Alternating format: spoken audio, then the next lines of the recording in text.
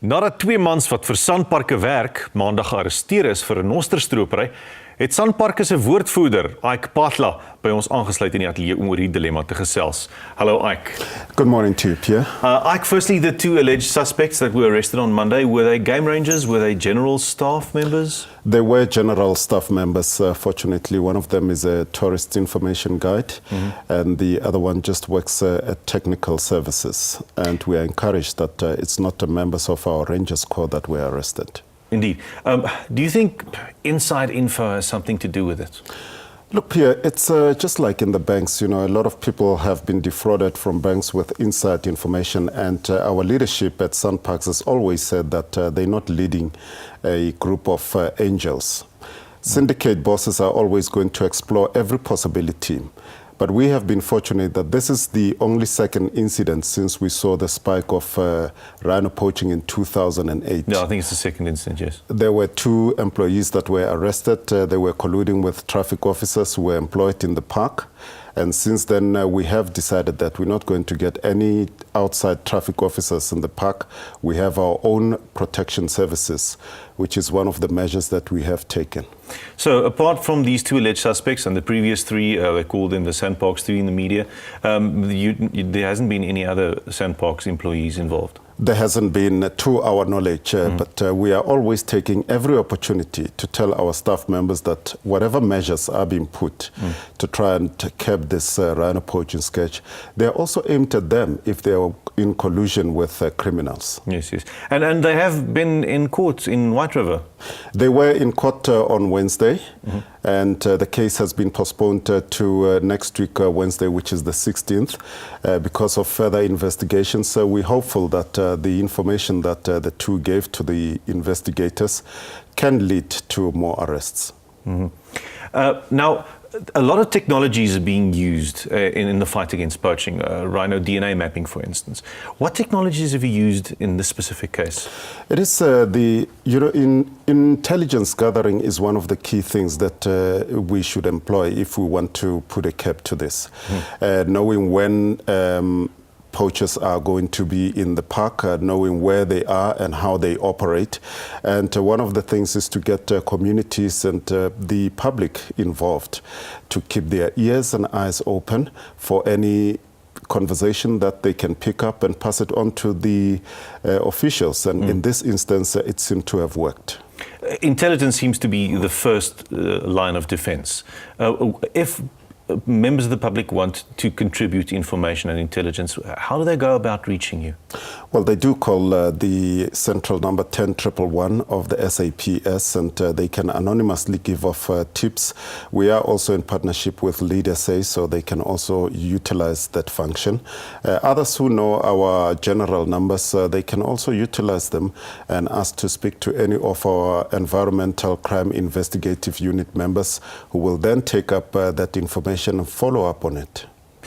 The current poaching situation in the Kruger, for instance, it is a bit of a flashpoint in the country. Well, not a bit, it is a flashpoint. How many animals have been poached, rhinos? This year alone, we've lost up to 166 animals. The encouraging thing is that the number of arrests has also gone up. We've got about 34 people that have been arrested up to now, including the latest 2. It is a very serious situation. We are in a war zone. If you consider that on a daily basis, we hear close to about 15 shots. We have 13 or 14 tracks that we have to follow, which is spoor of groups of about 5 to 3 people. And what we have observed recently, Pierre, which is very frightening, and is that now they are also having handguns and assault rifles as part of their arsenal, which means they're not going to hesitate to shoot at our rangers. They're not only there for the rhino, they will shoot the rangers if they see them. They will shoot them if the rangers are standing between them and the rhino horn. So that is very frightening, and we have a motivated Rangers Corps now. But the day that we lose one, I think is going to be a day that all of them will drop their shoulders and their heads, and we'll have to start from scratch to motivate them again. It would be a terrible day. It is a war. You have unbelievable teams working in the park. trying to curb the scourge. How's the assistance been from the army? Do you receive help from them as well? We do have the South African National Defence Force inside the park, but remember that their main mandate is the integrity of the border between Mozambique and South Africa. And that is where we get a lot of incursions. 90% of the incursions that we get into the Kruger National Park are from the Mozambican side. I'm also encouraged that, 2 days ago, their minister, which is a requirement from CITES, by the way, has amended the laws, because previously, it was very light in Mozambique. It was a misdemeanor to kill a rhino. But now people can face sentences of up to 12 years, and that has been enacted into law. And one of the good things is that on the 17th, which is next Thursday, she will be in the country to ratify a memorandum of understanding with our Minister of Environmental Affairs. So all the tools that we need are falling into place to curb this scourge, and we are very encouraged by these developments. But the key test is, are these laws going to be implemented by the officials? Indeed. And only time will tell. Yes. Talking about laws that have to be implemented and rules and regulations, what's the case now? Where are we standing with legal trade of rhino horn, the debate raging at this stage? Well, it's a huge debate, and it's right that people should actually be talking about this. Remember, there was a rhino management officer who was appointed by the ministry to look into that matter. It is a policy matter. It is a matter that resides with the Department of Environmental Affairs, especially the minister.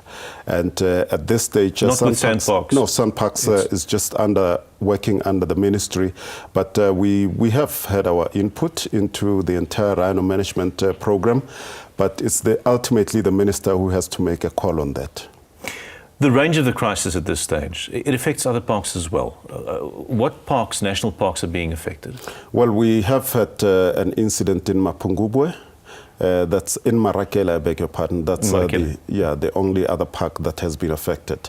But most of the poaching occurs in the Kruger National Park, because it's home to about 80% of the global rhino population that is still roaming in the wild. And we are determined as SANParks that we're going to defend them as much as we can. It's in the public eye, it's a vigorous fight. Everybody is opposed against rhino poaching, but sometimes it seems like it's splintering. The initiatives are focusing in different directions. What can we do to get our attention focused on one element and channeled into the right area? I think for us as SANParks, our main concentration is to secure the borders of the Kruger National Park. And that is where we are concentrating upon. We've got our officer commanding, retired Major General Johan Jooste, a capable man who has motivated his guys. He has turned all of them into capable. Remember, they went into the park they love nature. And yes, now they are fighting machines. They have to be fighting machines, and he has done that. And I think one of the other things is that we need as many tools in the toolbox. Others will concentrate on education. Other NGOs have gone out overseas, which is commendable, to go to the consumer markets and make them aware of the damage that is happening. Remember, this is the biggest conservation challenge that we are having in this century, that of the rhinos. And one of the things is that we don't want to see them going extinct on our watch. But it's also a criminal matter. We need all the law enforcement agencies. Indeed, and policymakers. And policymakers to help us in this fight. All we can do, our mandate is conservation as SANParks, and that is what we're trying to do. Thank you very much for joining us, Ike. Pierre, thank you for the invitation. Ja, baie dankie aan Ike Paatlaat, die media spesialis by SANParke.